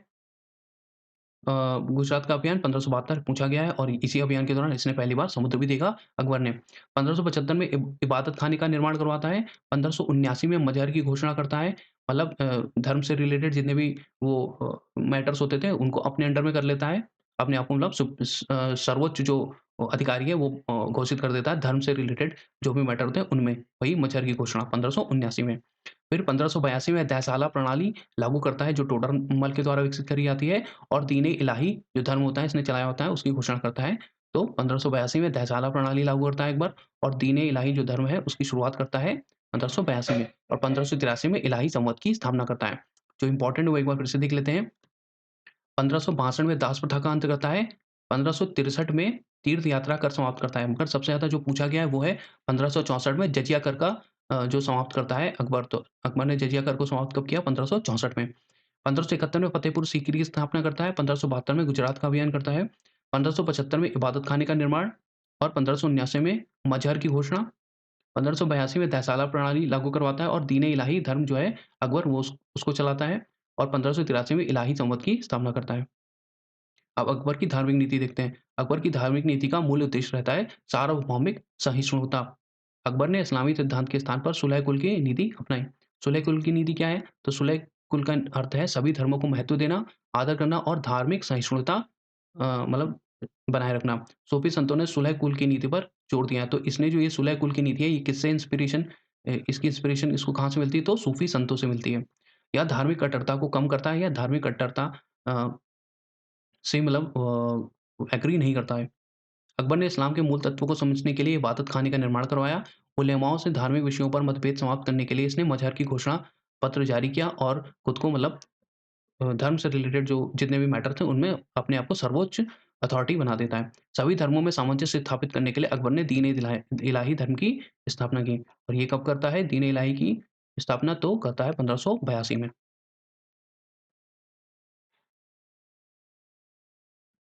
1575 में इबादत खाने का निर्माण करवाता है अकबर। तो इबादत खाना इसके पीछे उद्देश्य क्या रहता है? तो इबादत खाने में क इसका बनवाने का उद्देश्य रहता है कि धर्म की सत्यता को जानने के लिए ये बहुत उत्सुक रहता है। तो उसके बारे में और जानने के लिए और विचार-विमर्श करने के लिए धर्मों के बारे में, तो ये इसका निर्माण कराता है इबादत खाने का। इबादत खाने में आमंत्रित धर्माचार्य कौन-कौन से थे? तो हिंदुओं की तरफ से इसने देवी और पुरुषोत्तम को बुलाया होता है। जैन धर्म में इसने हरिविजय सूरी को बुलाया होता है, जिनसंद सूरी, विजय सेन सूरी और शांति चंद्र को बुलाया होता है। इनमें से हरिविजय सूरी बहुत इंपॉर्टेंट है। ये पूछा गया है क्योंकि ये जैन धर्म मतावलंबी जो होते हैं ये हरविजय सूरी जी इनसे ये काफ़ी इंस्पायर्ड रहता है अ, अकबर। पारसी धर्म से इसने दस्तूर महरजी राणा जी को बुलाता है चर्चा करने के लिए। उसके बाद आता है मजहर की घोषणा पत्र। तो मजहर घोषणा पत्र इसने 1579 में जारी करता है। मजहर घोषणा पत्र वह दस्तावेज था जो समस्त धार्मिक मामलों में अकबर को अंतिम व्याख्याकार घोषित कर देता है। मतलब जो भी रिलीजियस मैटर होगा या धर्म से संबंधित मैटर होगा, तो उसमें जो एब्सोल्यूट या हाईएस्ट पॉइंट ऑफ अथॉरिटी या हाईएस्ट अथॉरिटी जो पर्सन होता है, वो अकबर खुद को बता देता है। इससे क्या होता है जो काज़ी वगैरह होते हैं, जो मुस्लिम धर्मगुरु होते हैं, वो इससे नाराज़ हो जाते हैं अकबर से। और जो मजहर होता है, इसका जो प्रारूप होता है, वो किसने तैयार किया होता है? तो इसका प्रारूप तैयार करवाता है शेख मुबारक। इस पत्र से अकबर ने सुल्तान ए आदिल या इमाम ए आदिल की उपाधि धारण करी। इस दस्तावेज को लाने का उद्देश्य उलेमाओं के विरोध को कम और राजत्व की गरिमा को बढ़ाना था। अगला है दीन-ए-इलाही 1582 में ये दीन-ए-इलाही नाम का धर्म चालू करवाता है। कई वर्षों इबादत खाने की चर्चाओं को सुनने और विभिन्न धर्मों के महत्वपूर्ण सिद्धांतों को समझने के प्रतिफल के रूप में अकबर द्वारा दीन-ए-इलाही धर्म की स्थापना की जाती है। दीन-ए-इलाही अकबर धार्मिक सहिष्णुता और उदार लोकेश्वरवाद का प्रतीक बताता है, जिसमें विभिन्न धर्मों के अच्छे सिद्धांतों को समावित किया गया था। अकबर का उद्देश्य एक ऐसे राष्ट्रीय धर्म का प्रवर्तन करना था जिसमें हिंदू और मुस्लिम दोनों स्वीकार कर सके। दीन-ए-इलाही धर्म में जबरन धर्मांतरण का कोई स्थान नहीं था। विंसेंट स्मिथ के अनुसार ये हिस्टोरियन है विंसेंट स्मिथ, इनके अनुसार जो दीन-ए-इलाही था वो अकबर की भूल का स्मारक था ना कि बुद्धिमानी का। क्योंकि क्या होता है इससे जो मुस्लिम जो वो होते हैं, मुस्लिम धार्मिक गुरु होते हैं वो इससे नाराज़ हो जाते हैं अकबर से। अगला है जहांगीर। जहांगीर या जिसका बचपन का नाम सलीम होता है। तो जहांगीर का जन्म होता है 30 अगस्त 1569 को। जन्म स्थान क्या है? फतेहपुर सीकरी शेख सलीम चिश्ती की कुटिया। बचपन का नाम क्या होता है? सेखू बाबा, अकबर द्वारा दिया गया नाम था इसका और सलीम। राज्याभिषेक इसका कब होता है? 3 नवंबर 1605 को आगरा के किले में। ये कौन-सी उपाधि धारण करता है? तो नूरुद्दीन मोहम्मद जहांगीर बादशाह गाजी की, ज़्यादा इम्पोर्टेंट नहीं है। विवाह, यद्यपि जहांगीर ने अनेक विवाह किए किंतु उसमें से मुख्य विवाह निम्न है, जिसमें इसका पहला विवाह आमेर के राजा भारमल की पुत्री और मान सिंह की बहन मानबाई से इसको खुसरो मतलब पुत्र होता है। जहांगीर का दूसरा विवाह मारवाड़ के शासक उदय सिंह की पुत्री जगत गोसाई से हुआ। इससे खुर्रम या शाहजहाँ जन्म लेता है। खुर्रों का विद्रोह, तो खुसरो का विद्रोह होता है 1606 में। खुसरो जहांगीर का सबसे बड़ा पुत्र था और राजा मानसिंह का भांजा। जहांगीर के गद्दी पर बैठते ही जहांगीर के पुत्र खुसरो ने विद्रोह कर दिया। बहरावल का युद्ध होता है 1606 में खुसरो और जहांगीर के बीच। इसी विद्रोह के बाद बहरावल का युद्ध है 1606 में। 1606 में खुसरो अप्रैल 1606 को अकबर के किले से भागकर दिल्ली होता हुआ लाहौर पहुँच जाता है और सिख गुरु अर्जुन देव सिंह का मतलब आशीर्वाद लेता है और अर्जुन सिंह देव जी से मदद लेता है। लाहौर के किलेदार ने गेट नहीं खोला और बहरावल के मैदान में खुसरो का मुकाबला अपने पिता जहांगीर से हुआ और खुसरो को कैद के लिया था। मतलब हार जाता है बहरावल के युद्ध में खुसरो जहांगीर से। 1607 में जब जहांगीर काबुल से वापस लौट रहा होता है, तो मार्ग में उसकी हत्या का षड्यंत्र रचा जाता है, जिसकी सूचना जो शहज़ादा खुर्रम, यानी कि खुसरो का जो भाई होता है, वो जहांगीर को दे देता है, जिससे जहांगीर जो होता है, वो दंड स्वरूप खुसरो को अंधा करवा देता है। खुसरो की सहायता करने के कारण सिखों के 5वें गुरु अर्जुन देव जी को फांसी दे दी जाती है। तो ये पूछा गया है कि अ, गुरु अर्जुन देव को किसने फांसी दी थी? तो जहांगीर ने दी थी और किस अपराध के लिए दी थी? तो खुसरो की सहायता करने के। कालांतर में 1622 में बुरहानपुर में खुसरो की हत्या करवा दी गई और जहांगीर के आदेश के अनुसार खुसरो को शव को इलाहाबाद के खुलदाबाद में उसकी माता शाह बेगम की कब्र के पास दफना दिया जाता है। मेवाड़ का अभियान 1605। राजस्थान में मेवाड़ एकमात्र राज्य था जो स्वतंत्र बना हुआ था उस टाइम भी, मतलब मुगल सल्तनत में नहीं रहता है मेवाड़। अकबर भी मेवाड़ को अधीन नहीं कर पाया था। मेवाड़ पर विजय प्राप्त करने के लिए जहांगीर ने कई सैनिक अभियान भेजे। मेवाड़ पर अंतिम मुगल अभियान शहजादा खुर्रम, जो शाहजहां होता है आगे चल के बनता है, के नेतृत्व में हुआ। इस अभियान में मेवाड़ के शासक अमर सिंह और खुर्रम के मध्य 1615 की एक संधि हो जाती है। अमर सिंह ने मुगल की अधीनता स्वीकार कर लेता है। अमर सिंह। अगला है खुर्रम, शाहजहाँ का विद्रोह 1623 से 1626 के बीच में। शाहजहाँ ने 1623 से 26 के बीच में विद्रोह किया। शाहजहाँ का ही नाम होता है खुर्रम। शाहजहाँ ने विद्रोह को महावत खां और परवेज ने दबाया था। विद्रोह के परिणाम स्वरूप फारस के शाह ने कांधार पर कब्जा कर लिया और फिर उसके बाद कांधार इनकी पकड़ में नहीं आता है। अब देखते हैं जहांगीर की धार्मिक नीति। जहांगीर ना तो स्वभाव से ही और ना ही लालन-पालन की दृष्टि से रूढ़िवादी था। जहांगीर जबरन धर्मांतरण का विरोधी था। इसकी सूचना हमें मिलती है आईने जहांगीरी जो पुस्तक है उससे। जहांगीर ने अपने दरबार में हिंदू त्योहारों को मनाने का रिवाज भी जारी रखा। जहांगीर ने 1612 ईस्वी में प्रथम बार रक्षाबंधन का त्योहार मनाया और अपनी कलाई पर राखी बंधवाई। ये पूछा गया है जहांगीर ने किस वर्ष रक्षाबंधन का त्योहार मनाया और अपने कलाई पर राखी बंधवाई? तो पूछा गया 1612 में। जहांगीर ने पंजाब में गौ हत्या को बंद करवाया। जहांगीर के दरबार में नवरोज़ त्योहार भी धूमधाम से मनाया जाता था और ये नवरोज़ त्योहार किसका है? तो ये जो पारसी लोग हैं उनका त्योहार रहता है नवरोज़। कभी-कभी जहांगीर संकीर्ण मानसिकता के कार्य भी करता था, जिनका कारण होता है जो मुस्लिम उलेमात हैं उनको खुश करने के लिए कुछ-कुछ संकीर्ण मानसिकता के काम भी करता था। जैसे कि कांगड़ा के अभियान को इसने जिहाद की संज्ञा दी और सांड की बलि देता है वहाँ पे। गुजरात में जैन मंदिरों को बंद कराने का आदेश देता है। ये भी कुछ काम करवाता है, मतलब कुछ बुरे काम भी करवाता है जहांगीर। जहांगीर के काल में आए हुए विदेशी यात्री देखते हैं। तो सबसे पहले आता है विलियम हॉकिंस 1608 से 1611 के बीच में। 1608 में कैप्टन हॉकिंस इंग्लैंड के राजा प्रथम जो जेम्स प्रथम होते हैं उनका दूत बन गया था। तो जेम्स प्रथम का दूत बनकर कौन आता है? विलियम हॉकिंस कब आता है? 1608 में। ये आता है अकबर के नाम, क्योंकि तब तो पता नहीं होता कि अकबर की मृत्यु हो गई और जहांगीर बन गया राजा। तो अकबर के नाम का पत्र और 25,000 स्वर्ण मुद्राएँ लेके जहांगीर के दरबार में उपस्थित होता है और जहांगीर क्या करता है इसको 400 का मनसब देता है और इंग्लिश खान की उपाधि देता है। तो पूछा भी गया इंग्लिश खान की उपाधि जहांगीर किसको देता है? तो विलियम हॉकिंस को। विलियम हॉकिंस के बाद आता है विलियम फिंच। विलियम फिंच एकमात्र लेखक है जिसने अपना यात्रा विवरण जनरल जो जॉर्ज जनरल के नाम से ये अपना विवरण लिखता है, उसमें अनारकली और सलीम के प्रेम प्रसंग का वर्णन करता है। इसने फतेहपुर सीकरी के बुलंद दरवाजे को तत्कालीन विश्व का सबसे ऊँचा और भव्य दरवाजा बताया है अपने जर्नल में, विलियम फिंच ने। उसके बाद आता है पॉल केनिंग 1612 में, यह जेम्स प्रथम का दूसरा दूत था। तो पहला दूत कौन था?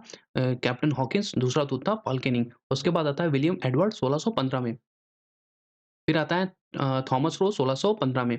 यह लायन नामक जहाज से 1615 में भारत के सूरत बंदरगाह पहुँचता है। फिर जेम्स प्रथम का ये पत्र लेकर थॉमस रो एक अपने साथ एक पादरी लाता है एडवर्ड टेरी। उन दोनों के साथ मतलब ये दोनों मिलके कहाँ जाते हैं? इसके दरबार में जाते हैं 1616 में। आता है 1615 में, मतलब एंड में आता है और 1616 में ये जहांगीर से मिलता है जाके। थॉमस रो सूरत में अंग्रेज़ों को व्यापार करने के लिए फरमान प्राप्त करने में सफल रहता है। मतलब इसको जो है शाही फरमान मिल जाता है जहांगीर की तरफ से और इसके विवरण का नाम है ईस्ट आइलैंड जर्नी। उसके बाद आता है फ्रांसिस्को बेलशर्ट। तो एक बार क्रम देख लेते हैं। सबसे पहले आता है विलियम हॉकिंस, फिर आता है विलियम फिंच, फिर आता है पॉल केनिंग, फिर विलियम एडवर्ड, फिर सर थॉमस रो और फ्रांसिस्को बेलशर्ट। अगला है न्याय की जंजीर। तो न्याय की जंजीर जहांगीर ने लगवाई होती है। एक सोने की जंजीर होती है जिसमें 60 घंटियाँ होती हैं। ये आगरा के किले में लगवाता है और यमुना के पार तक लगवाता है। तो इसको बजाकर कोई भी कभी भी डायरेक्ट जहांगीर से न्याय की माँग कर सकता था। तो न्याय की जंजीर एक सोने की जंजीर लगवाता है जिसमें लगभग 60 घंटियाँ होती हैं। कौन लगवाता है? जहांगीर। पूछा गया है कि न्याय की जंजीर किसने लगवाई थी? तो जहांगीर ने लगवाई थी। एक पुस्तक है आईने जहांगीरी। जहांगीर की पुस्तक है तुज़ुक-ए-जागीरी जिसमें 12 अध्यादेशों का उल्लेख मिलता है जिन्हें आईने जहांगीरी कहते हैं। तो आईने जहांगीरी क्या है? आईने जहांगीरी जो 12 अध्यादेश या जो 12 आदेश हैं जहांगीर की पुस्तक तुज़ुक-ए-जहांगीरी में उनको बोलते हैं आईने जहांगीरी। अन्य तत्व जागीर का काल मुगल चित्रकला का स्वर्णकाल माना जाता है और मुगल शिल्पकारी का अगर स्वर्णकाल पूछें तो वो किसका माना जाता है? तो वो शाहजहाँ का काल माना जाता है। चित्रकला का कौन माना जाता है? तो चित्रकला का जहांगीर का कला है और अगर बिल्डिंग्स का पूछें तो वो है शाहजहाँ का काल। जहांगीर ने निसार नामक सिक्के चलवाए। तो निसार नामक सिक्के किसने चलाए? जहांगीर ने। जहांगीर ने वीर सिंह बुंदेला द्वारा अबुल फजल की हत्या करवाई। इसके बाद जहांगीर ने सूरदास को भी आश्रय दिया था। तो सूरदास किसके समकालीन थे?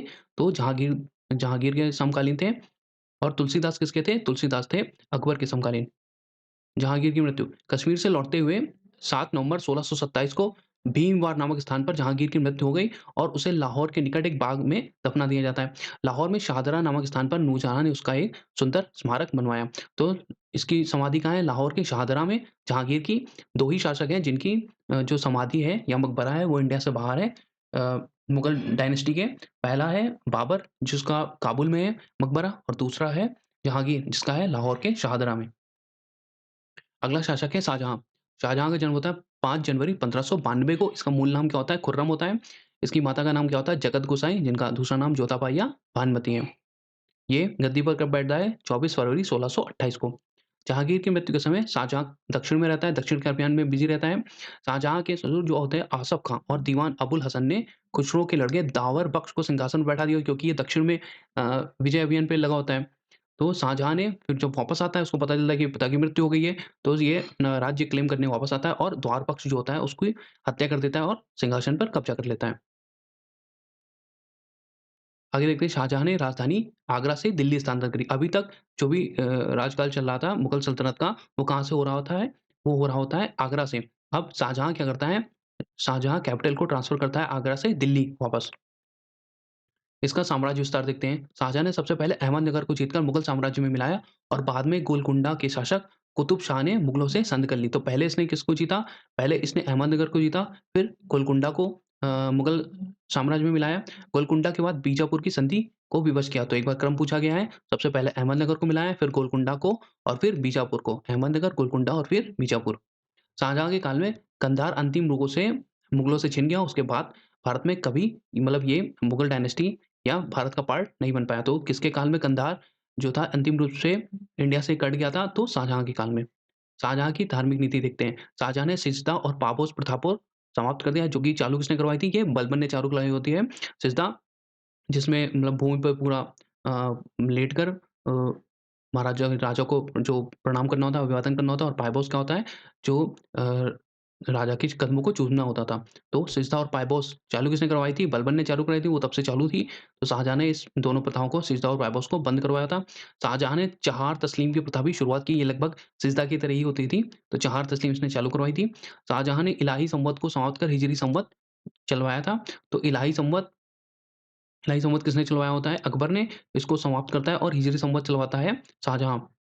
हिंदुओं पर तीर्थ यात्रा कर लगवाता है। ये पूछा गया हिंदुओं पर तीर्थ यात्रा कर किसने लगवाया था? शाहजहाँ ने लगवाया था। इसे बाद में काशी के कविंदराचार्य की प्रार्थना पर तीर्थ यात्रा कर को समाप्त भी कर दिया गया था। तो ये भी पूछा गया है कि शाहजहाँ से किसने विनती करके या प्रार्थना करके जो तीर्थ यात्रा करता हिंदुओं पर, वो किसने समाप्त करवाया था? तो वो थे कविंदराचार्य जी। अगला पॉइंट है, इसने हिंदू लड़के और मुस्लिम लड़कियों की शादी पर भी प्रतिबंध लगा दिया था। खंबात में गोवध को निषेध किया था इसने। झरोखा दर्शन, तुलादान और हिंदू राजाओं के माथे पर तिलक लगाने की प्रथा को इसने बंद नहीं करवाया था, मतलब ये सब चालू थे। शाहजहाँ ने नए मंदिर बनवाने पर रोक लगा दी थी और जो भी निर्माणाधीन मंदिर थे और गिरजाघर थे उनको, मतलब जो चर्च थे उनको इसने तुड़वा दिया था। तो नए मंदिर बनवाने पर रोक लगा दी थी, मगर जो पहले से बने थे उनको हानि नहीं पहुँचाई, लेकिन जो निर्माणाधीन थे मतलब जो बन रहे थे उनको ज़रूर इसने तुड़वा दिया था। आगरा में इसने गिरजाघरों को यानी कि चर्चेज़ को तुड़वाया था। आगे देखते हैं शाहजहाँ काल में आए विदेशी नागरिकों का क्रम। तो शाहजहाँ के काल में सबसे पहले कौन आता है? शाहजहाँ के काल में सबसे पहले पीटर मुंडी आता है और ये इटालियन नागरिक होता है। ये 1630 से 32 के बीच जो भीषण अकाल करता है पड़ा था इंडिया में, उसका विवरण देता है पीटर मुंडी। उसके बाद आता है जीन बैप्टिस्ट ट्रैवर्नियर। ट्रैवर्नियर आता है 1638। फ्रांसीसी यात्री, इसने 1638 से 1666 तक भारत में कुल कितनी बार यात्राएँ की? ये 6 बार इंडिया में ट्रैवल करता है। इसने अपने यात्रा वृत्तांत का विवरण ट्रैवल्स इन इंडिया नामक बुक से मतलब पुस्तक में दिया है। तो एक बार पूछा भी गया है कि किसका यात्रा वृत्तांत है? Travels in India. तो ट्रैवल्स इन इंडिया यात्रा वृत्तांत है जीन बैप्टिस्ट ट्रैवर्नियर का। फिर आता है मेंडेस्लो 1638 में, यह एक जर्मन यात्री था। फिर आता है निकोलो मनुची, ये इम्पोर्टेंट है 1653 से 1708 तक। निकोलो मनुची ये भी इटालियन यात्री होता है। मनुची के यात्रा विवरण का नाम है स्टोरियो द मोगोर, जिसे 17वीं शताब्दी में भारत का दर्पण कहते हैं। मतलब भारत के बारे में बेहतरीन जानकारियाँ इससे मिलती हैं स्टोरियो दी मोगोर से, जो कि निकोलो मनुची ने लिखी होती हैं। यह दारा शिकोह की सेना में पहले तोपची रहता है, बाद में क्या होता है जो शाह आलम और राजा जयसिंह और कीरत सिंह की सेवा में ये क्या बनता है, बाद में ये चिकित्सक बन जाता है। तो पहले दारा शिकोह की सेना में तोपची होता है, फिर बाद में ये चिकित्सक बन जाता है। अगला है फ्रांसिस वर्नियर फ्रांसीसी। जो फ्रांसिस वर्नियर था, ये भी चिकित्सक के रूप में काम करता है 1656 से 1717 तक। वर्नियर ने तत्कालीन इसने बनारस की तुलना एथेंस से की है और औरंगजेब की हार के बाद जब दारों को राजधानी की सड़कों पर घुमाया जा रहा था, इस घटना का विवरण भी वर्नियर ने ही किया है और इसकी मृत्यु होती है मद्रास में। अब देखते हैं उत्तराधिकार के लिए ज्योतिष। तो शाहजहाँ की मृत्यु के बाद इसके जो 4 उत्तराधिकारी होते हैं, दारा शिकोह, शाह शुजा, औरंगजेब और मुराद बख्श। इनके बीच में उत्तराधिकारी के लिए युद्ध होता है। तो शाह शुजा ने अपने पुत्र दारा शिकोह को अपना उत्तराधिकारी घोषित किया, जिससे अन्य पुत्रों ने विरोध कर दिया। शाह शुजा ने बंगाल में स्वयं को स्वतंत्र शासक घोषित कर दिया और मुराद ने गुजरात में स्वयं को स्वतंत्र शासक घोषित कर दिया। औरंगजेब ने मुराद से समझौता कर लिया और फिर क्या होता है, ये लोग आपस में युद्ध करते हैं। तो बहादुरपुर का युद्ध होता है 1658 में शाह शुजा और शाही सेना के मध्य, जिसमें शाही सेना की विजय होती है, शाह शुजा हार जाता है। फिर होता है धर्मत का युद्ध। धर्मत का युद्ध होता है 15 अप्रैल 1658 को, ये इंपॉर्टेंट है, पूछा गया है। धर्मत का युद्ध होता है जिसमें शाही सेना जसवंत सिंह और कासिम शाह के नेतृत्व में और औरंगजेब व मुराद की संयुक्त सेना होती है। इसमें औरंगजेब की जो सेना होती है वो शाही सेना को पराजित कर देती है। तो धर्मत का युद्ध होता है किसके-किसके बीच? तो मेनली है शाह शुजा की सेना और औरंगजेब की सेना में, जिसमें शाह शुजा दारा शिकोह की सेना, दारा शिकोह की सेना हार जाती है और औरंगजेब की सेना जीत जाती है।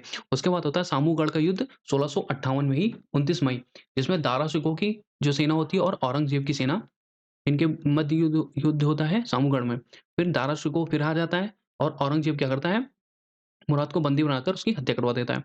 फिर अगला युद्ध है खजुआ का युद्ध 5 जनवरी 1659 में। इसमें औरंगजेब और शाह शुजा के मध्य शाह शुजा फिर हार जाता है और अराकान भाग जाता है। इसके बाद होता है देवराय का युद्ध अप्रैल 1659 में। इसमें दारा शिकोह और औरंगजेब के मध्य युद्ध होता है और इसमें दारा शिकोह की हार होती है और उसको औरंगजेब बंदी बनाकर मार डालता है और दिल्ली की सड़कों पर घुमाता है, फिर हुमायूँ के मकबरे में दफन कर देता है। यह उत्तराधिकार का अंतिम युद्ध था, कौन-सा? देवराय का युद्ध।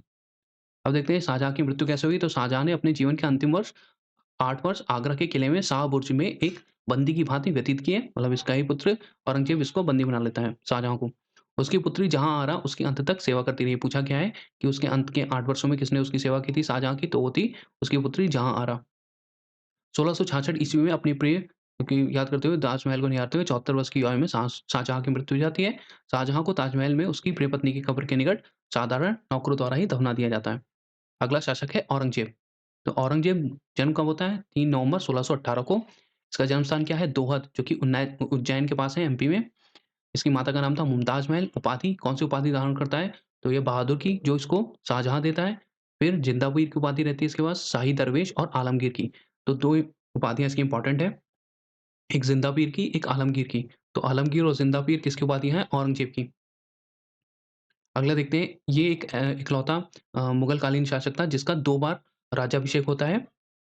पहला इसका राज्याभिषेक होता है 21 जुलाई 1658 को, जब सामूगढ़ की विजय के बाद, और दूसरा होता है 15 जून 1659 को। तो 1658 में होता है और 1659 में 2 बार इसका राज्याभिषेक होता है औरंगजेब का।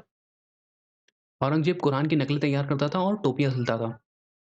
ये पूछा गया है कि कौन-सा मुगल शासक कुरान की नकलें तैयार करता था और टोपियाँ सिलता था? तो वो था औरंगजेब। औरंगजेब की धार्मिक नीति देखते हैं। औरंगजेब ने सिजदे पर रोक लगा दी और सिक्कों पर कलमा खोदने की मनाही कर दी। नवरोज़ का त्योहार और दरबार में संगीत भी इसने बंद करवा दिया।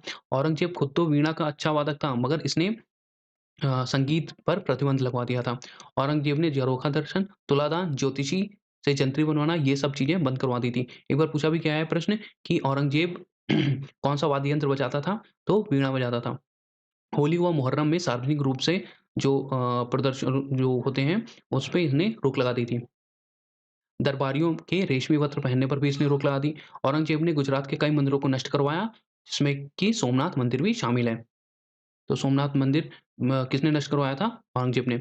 औरंगजेब ने बनारस के प्रसिद्ध विश्वनाथ मंदिर और जहांगीर काल में वीर बुंदेला द्वारा बनाया गया मथुरा के केशव राय मंदिर जैसे कई मंदिरों को नष्ट किया तथा मस्जिदों का निर्माण भी करवाया। औरंगजेब ने हिंदुओं पर तीर्थ यात्रा कर लगाया।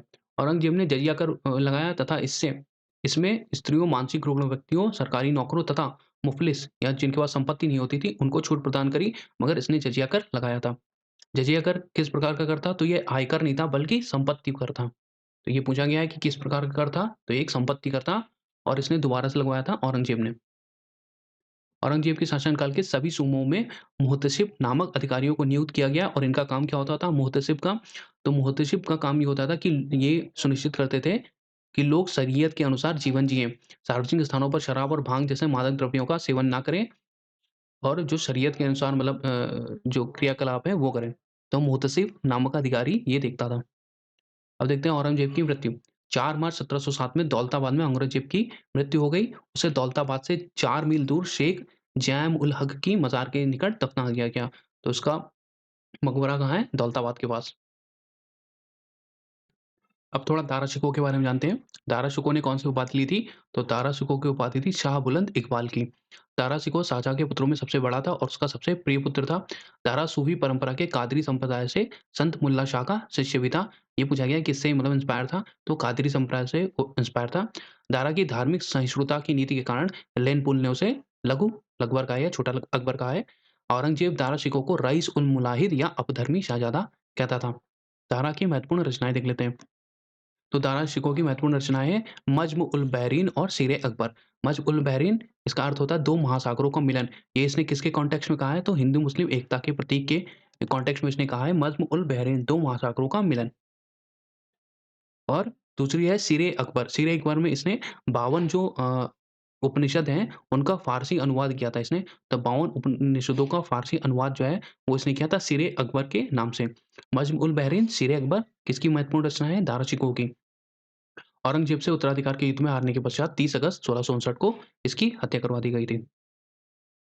अब मुगलकालीन सिक्के देख लेते हैं। तो बाबर के काल में काबुल में चांदी का इसने चलवाया था बाबर ने और कंधार में बाबरी नामक सिक्का चलवाया था। तो बाबरी नाम से पकड़ लोगे बट चांदी का शाहरुख ये पूछा गया है कि शाहरुख नाम का सिक्का किसने चलवाया था? बाबर ने चलवाया था। कहाँ पे? काबुल में। और किस धातु का बना होता था? तो ये चांदी का बना होता था। अगला है अकबर। तो सोने का सबसे बड़ा सिक्का शंशब इसने चलाया था। सोने का एक बड़ा सिक्का होता था, जिसको शंशब कहते थे। फिर एक सोने का सिक्का जिसका इलाही नाम था, ये चलवाया था। चांदी का एक वर्गाकार सिक्का जलाली चलवाया था इसने। तांबे का सिक्का जिसको दाम कहते हैं, वो चलवाया था अकबर ने और कुछ सिक्कों पर राम और सीता की मूर्ति का अंकन भी इसने करवाया था। तो शंशब चलाया था सोने का, उसके बाद इलाही चलवाया था जो कि सोने का होता था। चांदी का एक वर्गाकार सिक्का चलवाया था जिसका नाम जलाली होता था। तांबे का सिक्का दाम इसने चलवाया था अकबर ने और कुछ सिक्कों पर इसने राम और सीता की मूर्ति का अंकन भी करवाया होता है। जहांगीर के समय कौन-सा सिक्का था? तो जहांगीर ने निसार नामक सिक्का चलवाया था और शाहजहाँ ने आना नामक सिक्का चलवाया था। शेरशाह ने शुद्ध चांदी का सिक्का, जिसको रुपया कहते हैं, वो चलवाया था और तांबे का सिक्का चलवाया था। तो चांदी का रुपया किसने चलवाया था? शेरशाह सूरी ने। स्थापत्य कुछ देखते हैं, तो बाबरकालीन स्थापत्य में बाबर ने आगरा के निकट आराम बाग और रामबाग बगीचे बनवाए। बाबर ने पानीपत में काबुली बाग में एक मस्जिद बनवाई, बहुत ज़्यादा इम्पोर्टेंट नहीं है। हुमायूँ कालीन स्थापत्य देखते हैं, हुमायूँ ने दिल्ली में दीन पनाह नामक किले की स्थापना की। तो तीन पनाह नामक किले की स्थापना किसने करी थी दिल्ली में? हुमायूँ ने करी थी। इसी में ही तीन पनाह इसने लाइब्रेरी बनाई थी या पुस्तकालय बनाई थी, जिससे ही गिर के इसकी मृत्यु हो जाती है। तीन पनाह की सीढ़ियों से गिर के। ये पुराना किला नाम से भी जाना जाता है। हुमायूँ का मकबरा, हुमायूँ का मकबरा कहाँ पे है? दिल्ली में स्थित है। इसका निर्माण किसने करवाया था? तो इसका निर्माण हुमायूँ का मकबरा का निर्माण करवाया था इसकी मतलब जो पत्नी होती है उसने हमीदा बानो बेगम ने या हाजी बेगम ने। इसका वास्तुकार कौन था? तो इसका वास्तुकार था मिर्ज़ा गयास। हुमायूँ के मकबरे की विशेषता क्या है? तो ये दोहरी गुंबद वाला भारत का पहला मकबरा है। तो ये प्रश्न पूछा गया है दोहरी गुंबद वाला भारत का पहला मकबरा कौन-सा है? तो वो है हुमायूँ का मकबरा। चार बाग पद्धति का प्रयोग इसी मकबरे में किया गया था। यह अष्टभुजी आकार का मकबरा है। इसे ताजमहल का पूर्वगामी भी माना जाता है। मतलब ताजमहल की जो डिज़ाइन है वो इससे काफ़ी इंस्पायर है। हुमायूँ के मकबरे में सबसे ज़्यादा लोग मुगल वंश के दफ़नाए गए हैं। लगभग 9 लोग दफ़नाए गए हैं, जिसमें हमीदा बानो बेगम, बेगा बेगम, हुमायूँ की छोटी बेगम, दारा शिकोह, जहाँदार शाह, फ़र्रुखसियर, रफ़ी-उद-दरजात, रफ़ी-उद-दौला तथा आलमगीर द्वितीय। शेरशाह कालीन स्थापत्य, तो शेरशाह ने दीन पनाह के अंदर जो दीन पनाह वही जो उसने बनवाया होता है हुमायूँ ने, तो उस दीन पनाह के किले के अंदर ये किला-ए-कूना मस्जिद का निर्माण कराता है शेरशाह। तो पूछा गया है कि दिल्ली में दीन पनाह के अंदर किला-ए-कूना मस्जिद का निर्माण कौन करवाता है? तो किला-ए-कूना मस्जिद का निर्माण करवाता है शेरशाह सूरी। शेरशाह ने सासाराम बिहार में अपना खुद का मकबरा बनाता है, शेरशाह का मकबरा बनाता है। तो खुद का मकबरा, शेरशाह का मकबरा इसने स्वयं बनवाया होता है। अब देखते हैं अकबरकालीन स्थापत्य। तो अकबरकालीन स्थापत्य में आगरा का किला इसने अकबर ने बनवाया था। और इसका वास्तुकार कौन था? कासिम खां था। तो बहुत ज़्यादा इम्पोर्टेंट नहीं है, बट ये इम्पोर्टेंट है कि आगरा का किला किसने बनवाया था? तो अकबर ने। अकबर ने 1585 में लाहौर का किला बनवाया, 1570 में अजमेर का किला, 1581 में अटक का किला और 1583 में इलाहाबाद के किले का निर्माण करवाया। तो इलाहाबाद का किला पूछा गया किसने बनवाया था 1583 में? तो इलाहाबाद का किला बनवाया था अकबर ने। फतेहपुर सीकरी, फतेहपुर सीकरी का मुख्य वास्तुकार पूछा गया है कौन था? तो बहाउद्दीन था। यह आगरा से 26 किलोमीटर दूर वेस्ट में है। खानवा की लड़ाई के पश्चात जब बाबर पहली बार यहाँ आया तब इसने इस स्थान का नाम सीकरी रखा।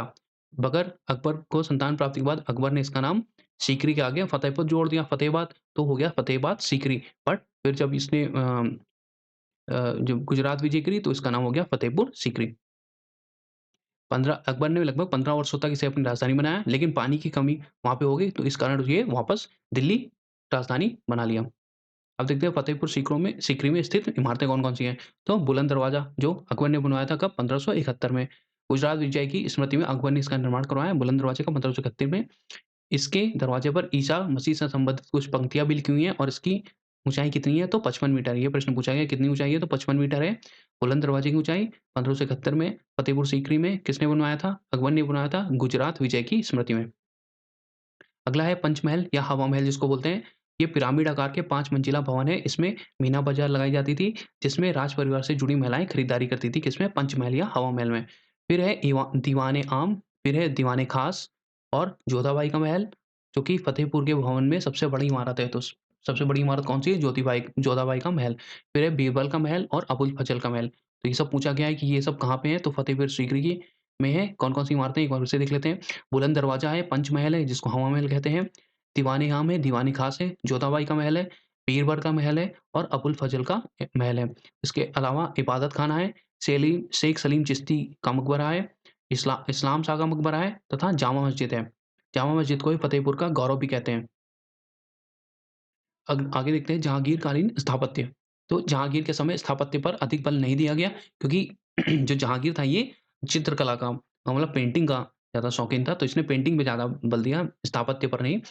इसने अकबर का मकबरा बनवाया था। अकबर का मकबरा उसकी क्या विशेषता है कि इसके मकबरे में अकबर के मकबरे में गुंबद नहीं है, तो ये गुंबद विहीन मकबरा है। यह आगरा के निकट सिकंदरा में स्थित है। इसके निर्माण की योजना अकबर ने बनाई थी परंतु इसका निर्माण पूरा किसने करवाया? जहांगीर ने। अगला है एतमादुद्दौला का मकबरा 1628 में। यह आगरा में स्थित है और इसका निर्माण किसने कराया है? ये पूछा गया है। एतमादुद्दौला का मकबरा करवाया था एतमादुद्दौला की जो पुत्री थी नूरजहाँ ने। तो नूरजहाँ ने अपने पिता मिर्ज़ा गयास बेग जिसकी उपाधि थी एतमादुद्दौला, तो उनके लिए करवाया था एतमादुद्दौला का मकबरा 1628 में बनवाती है ये।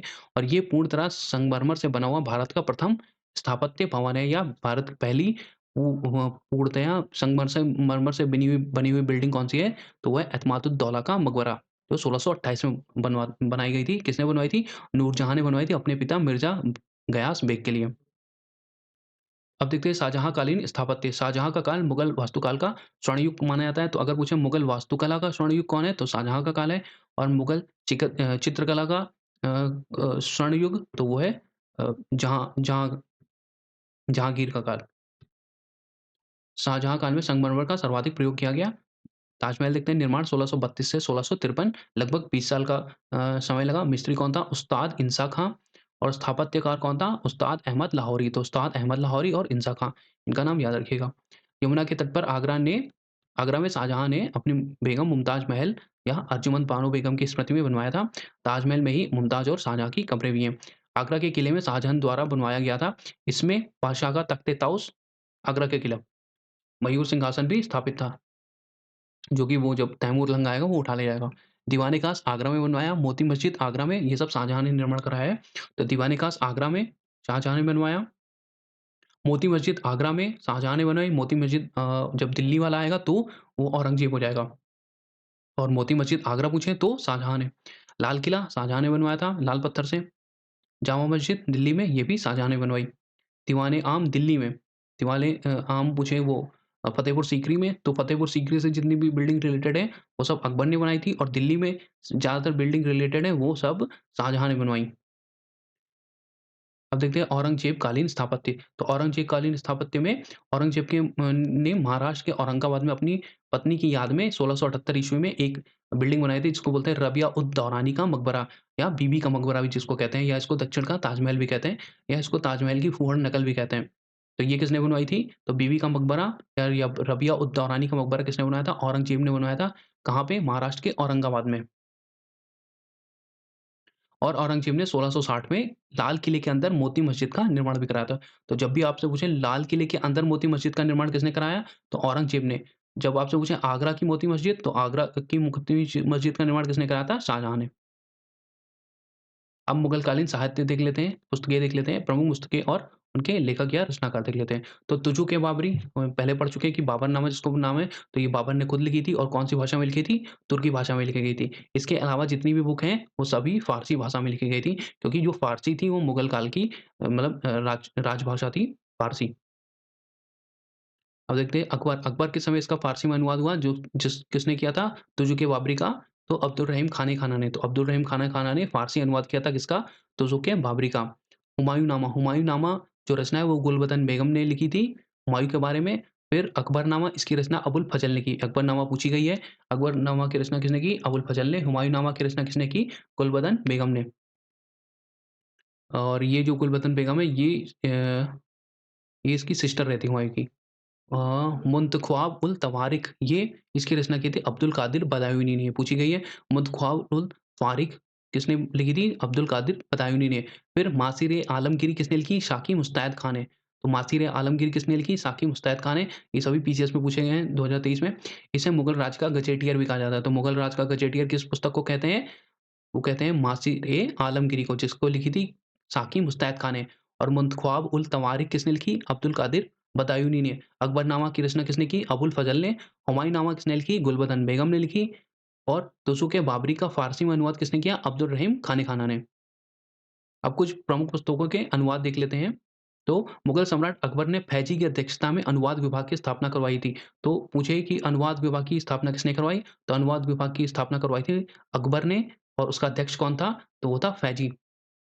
इस विभाग का काम क्या था? तो ये विभाग क्या करता था? संस्कृत, अरबी भाषा और तुर्की भाषा और ग्रीक भाषाओं की अनेक कृतियों का फ़ारसी में अनुवाद करता था। मतलब बाकी जो डिफरेंट लैंग्वेजेज़ हैं, उनमें रिटन बुक्स हैं, उनका ट्रांसलेशन करता था फ़ारसी भाषाओं में। क्योंकि फ़ारसी जो थी वो मुगलों की राजकीय भाषा थी। महाभारत का फ़ारसी भाषा में रज़्मनामा के नाम से अनुवाद किसने किया? अब्दुल कादिर बदायूनी ने किया। तो बदायूनी ने रज़्मनामा नाम से किसका अनुवाद किया है? तो महाभारत का। रामायण का अनुवाद फ़ारसी में अब्दुल कादिर बदायूनी ने भी किया है। तो रामायण और महाभारत का अनुवाद फ़ारसी में किसने किया? अब्दुल कादिर बदायूनी ने। गुजरात के प्रसिद्ध ग्रंथ तज़क या तुज़ुक का फ़ारसी में अनुवाद जहान-ए-ज़फ़र के नाम से मोहम्मद खां गुजराती ने किया। अब देखते हैं अथर्ववेद का अनुवाद। तो अथर्ववेद का अनुवाद फ़ारसी में किसने किया था? हाजी इब्राहिम सरहिंदी ने। ये पूछा गया है। हाजी इब्राहिम सरहिंदी ने किसका अनुवाद किया है? अथर्ववेद का फ़ारसी में। पंचतंत्र का फ़ारसी अनुवाद अबुल फ़ज़ल ने किया है और किस नाम से किया? अनवर-ए-सुहैली। ये पूछा गया है। अनवर-ए-सुहैली क्या है? तो अनवर-ए-सुहैली है पंचतंत्र का फ़ारसी में अनुवाद जो है, फ़ारसी ट्रांसलेशन है और ये किसने किया था? अबुल फ़ज़ल ने किया था। कालिया दमन, कालिया दमन का अनुवाद फ़ारसी में किसने किया? तो अबुल फ़ज़ल ने ही किया है और किस नाम से किया था? तो आयगर दानिश के नाम से। आयगर दानिश के नाम से किसका अनुवाद किया गया है? कालिया दमन का। किसने किया? अबुल फ़ज़ल ने। गणित की पुस्तक लीलावती का अनुवाद किसने किया? तो ये इम्पोर्टेंट है क्योंकि टोडरमल ने किया है और ये वित्त से रिलेटेड था, इसलिए थोड़ा गेस करना मुश्किल है। तो लीलावती का अनुवाद किया है टोडरमल ने और टोडरमल ने ही भगवत पुराण का भी अनुवाद किया फ़ारसी में। तो टोडरमल ने 2 किताबों का किया। पहली जो गणित की पुस्तक है लीलावती का और भगवत पुराण का भी अनुवाद फ़ारसी में किया टोडरमल ने। कालिया दमन का अनुवाद किया है फ़ारसी में अबुल फ़ज़ल ने। सिंहासन बत्तीसी का अनुवाद किसने किया फ़ारसी में? तो सिंहासन बत्तीसी का अनुवाद किया है अब्दुल कादिर बदायूनी ने और बदायूनी ही महाभारत और रामायण के अनुवाद में भी रहता है। महाभारत के जो अनुवाद होता है उसमें इसके साथ अबुल फ़ज़ल भी रहता है और फैज़ी रहता है। अबुल फ़ज़ल और फैज़ी रहते हैं इसके साथ बदायूनी के साथ और रामायण का अनुवाद ये अकेला करता है और सिंहासन बत्तीसी का अनुवाद भी बदायूनी ने किया। दाराशिकों ने श्रीमद् भगवद गीता और योग वशिष्ठ तथा 52 अन्य उपनिषदों का फ़ारसी अनुवाद क्या होता है फ़ारसी में अनुवाद किया होता है किस नाम से? सिर-ए-अकबर के शीर्षक से। तो सिर-ए-अकबर के शीर्षक में जो पुस्तक है वो किसने लिखी थी? दाराशिकों ने लिखी थी और उसमें होता क्या है? तो इसमें जो 52 हमारे उपनिषद हैं उनका फ़ारसी भाषा में अनुवाद है। तो ये इम्पोर्टेंट तथ्य थे पूरे मुगल काल से रिलेटेड, मुगल साम्राज्य से रिलेटेड रिलेटेड। अगर वीडियो अच्छा लगा हो तो लाइक करें, सब्सक्राइब करें और शेयर करें। Thank you.